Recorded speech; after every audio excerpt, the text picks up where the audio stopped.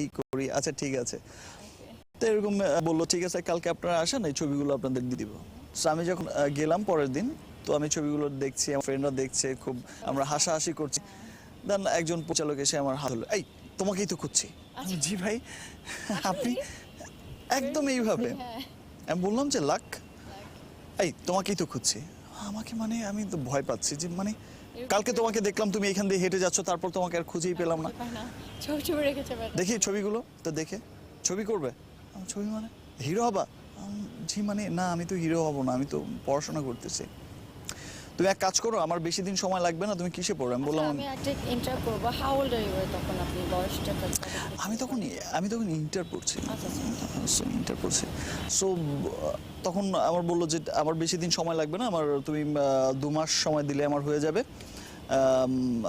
সুন্দর একটা ছবির নাম বললেন, বললো যে তোমার ফ্যামিলির সাথে কথা বলো, তোমার বাবার সাথে বা আম্মুর সাথে আমাকে বসাও, আমি বসে ঠিক করে দিচ্ছি।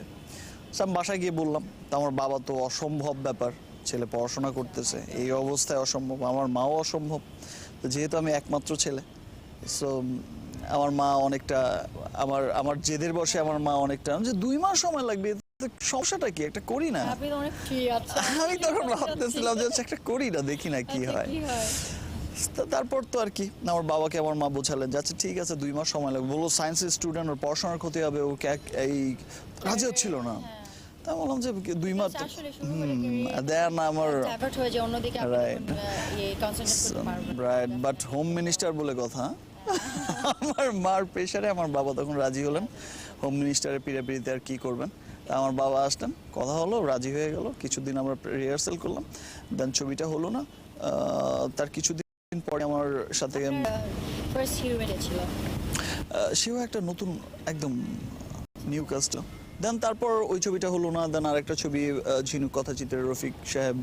তখন কি আসলে আপনি ওই সিচুয়েশন থেকে আজকের এই সিচুয়েশন, আপনার কি কোনো রকমের আইডিয়া ছিল যে আপনি তখন ওখান থেকে এই পর্যন্ত আসবেন? আপনি ওরকম ছিল যে আমি করব বা এখানে আসবো, এরকম কোনো এম ছিল না? না, আমার তেমন কোনো এম ছিল না। আমার বিষয় ছিল যে ফাইন, আমি 2 মাস সময় লাগবে, 2 মাস আমার তেমন কোনো বিষয় না। শুটিং এর যে টাইমটা বললো যে 2 মাস আমাকে পুরো সময় দিতে হবে না, ফাইন, একটা জীবনে অভিজ্ঞতা হয়ে থাকলো, করি একটা কিছু। And you are now King Khan. Yeah, it just really clicked and that. It's my luck.